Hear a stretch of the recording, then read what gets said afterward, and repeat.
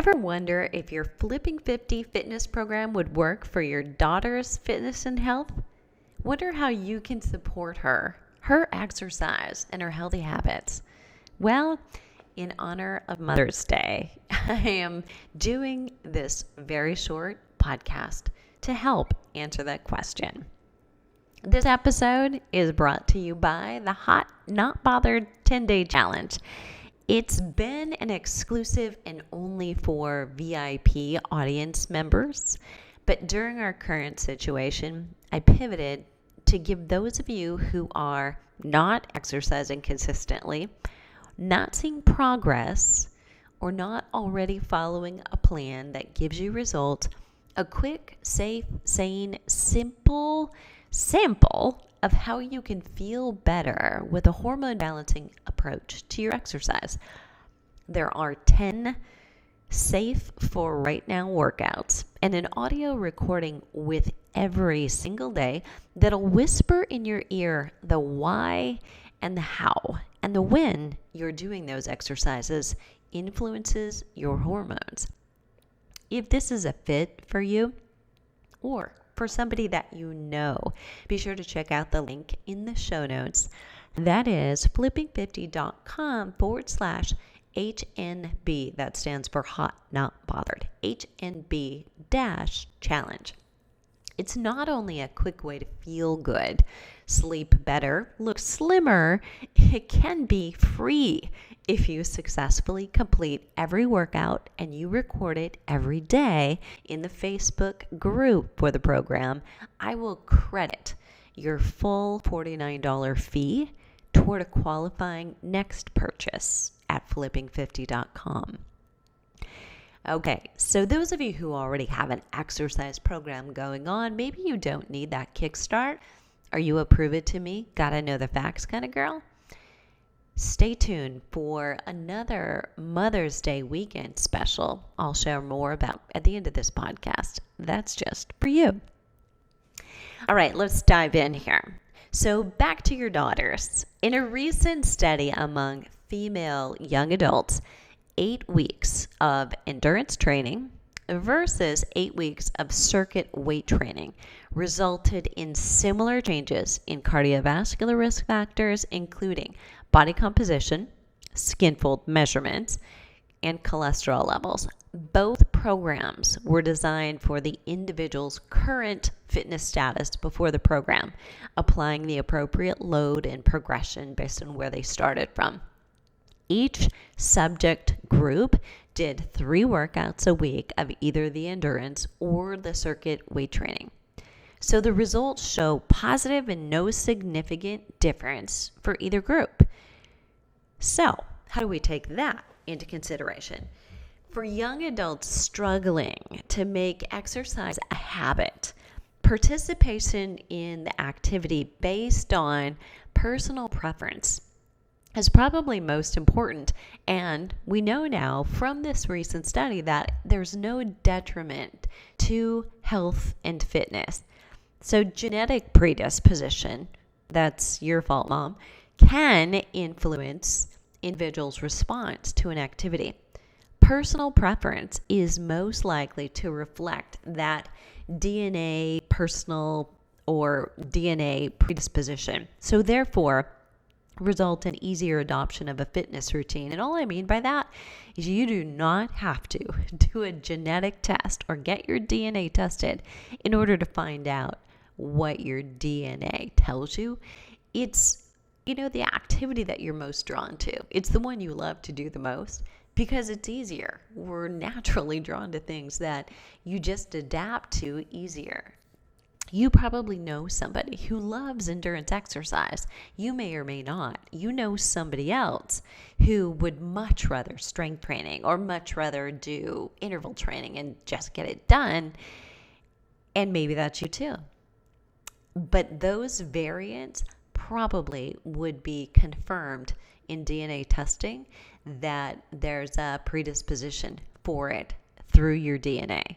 So I would suggest if your daughter is telling you she would much rather go out for a run And then she would like to go to the gym and do strength training with you or in the basement these days, let her. So you can test your predisposition for both exercise that will reap you the quickest fitness rewards, and you can learn more about your recovery needs and whether you do best with a high fat, carb, or protein diet. I personally am genetically predisposed to do best with a slightly higher carb intake and with endurance exercise. It doesn't mean that I don't strength train, because I too have to maintain my lean muscle mass, or it doesn't mean that I eat high carb all the time, but I know that if I go too low in carb, I'm probably going to struggle and not necessarily lose weight or get more fit faster by doing it. In fact, I could actually slow down my progress if I'm going against Mother Nature. So I still use my information on my hormone status in addition to what I know about my genetics and my personal preference. You got to enjoy it. I just have more complete picture, and I sometimes do the things I need to do, and that's easier because I've seen it right there in test results. If you're curious about DNA testing for yourself or for your daughter and how it can inform your habits, whether you do it with coaching or not, I'll link to it in the show notes. And with any testing that you get through the Flipping 50 site, I always do a consultation with you afterward to help you understand how would you, together with what you're already doing, tweak your activities, what you're eating, how you recover or sleep in order to optimize your results based on genetics. All right, back to your daughter.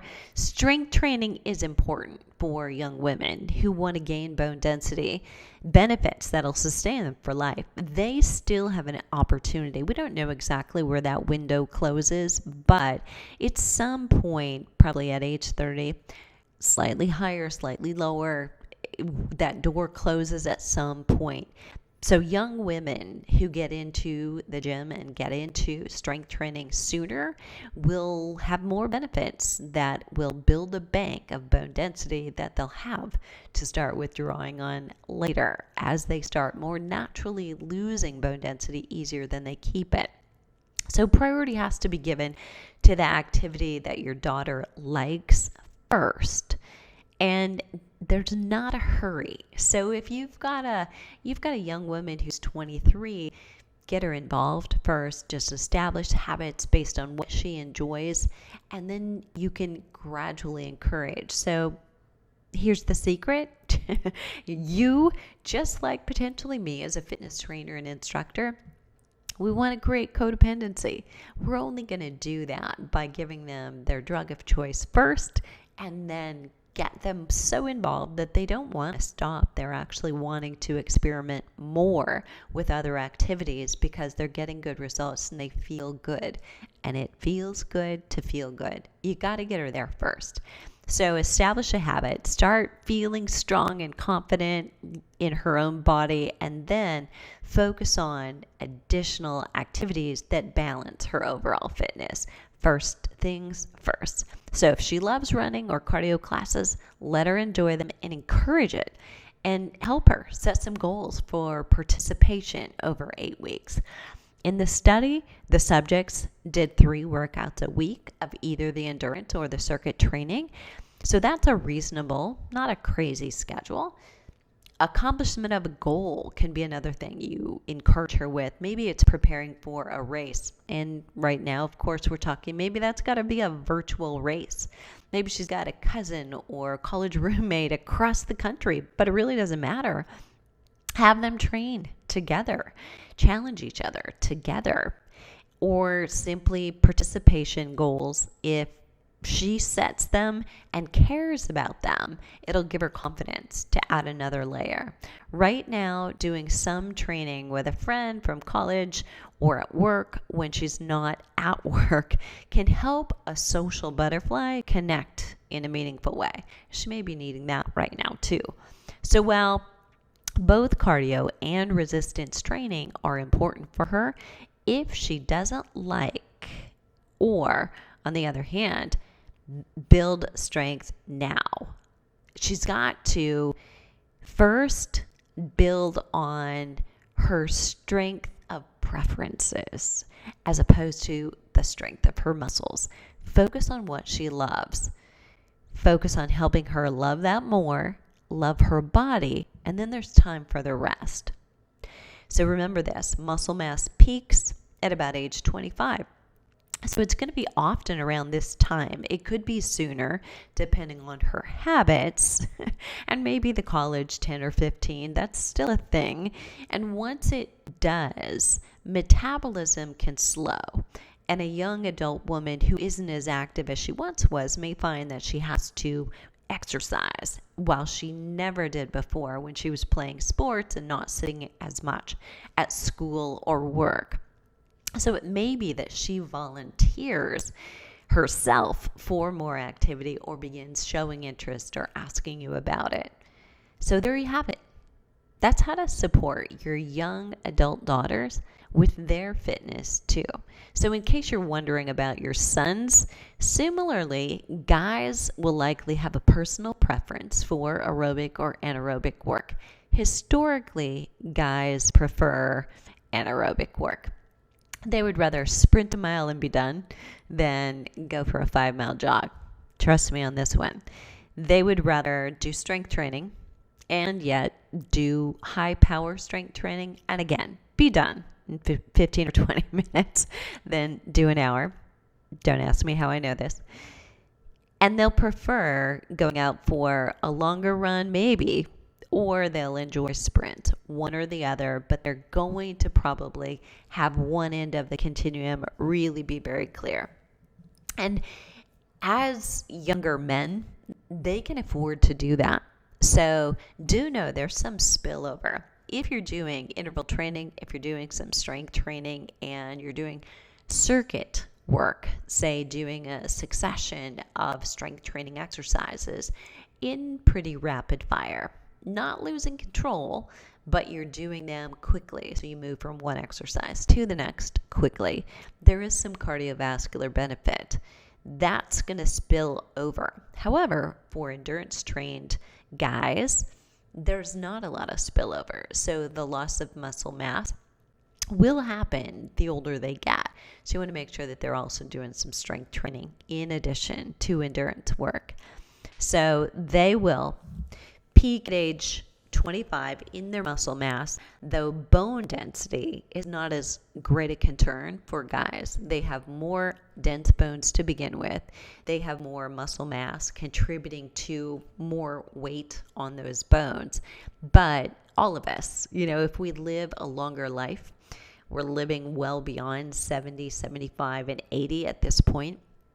And our young sons and daughters stand to do that as well. We want to help them have the biggest bone density and most optimal muscle mass and the habits that will help them sustain it. The younger they gain those habits in their adult lives, the healthier they will be all of their adult lives. Young adults are all going to be selecting more sedentary jobs and have more automation than we have. So supporting them in activities they love is smart. You can do that with equipment or memberships, currently at online fitness or golf clubs and driving ranges, apps, trackers, home equipment. Those are great ways to keep the family fit. And as promised, here we go. So if you're a prove it to me girl, you got to know the facts and you really need to collect information before you can invest your time and your energy in exercise. This weekend, the After 50 Fitness Formula for Women course, that's my signature course, is $30 off. So if you know you should be exercising, maybe you are, but you don't understand how you change for more of a hormone balancing approach, this course is for you. I walk you step by step through how to find your best exercise nutrition, sleep, stress, and recovery strategies now in midlife.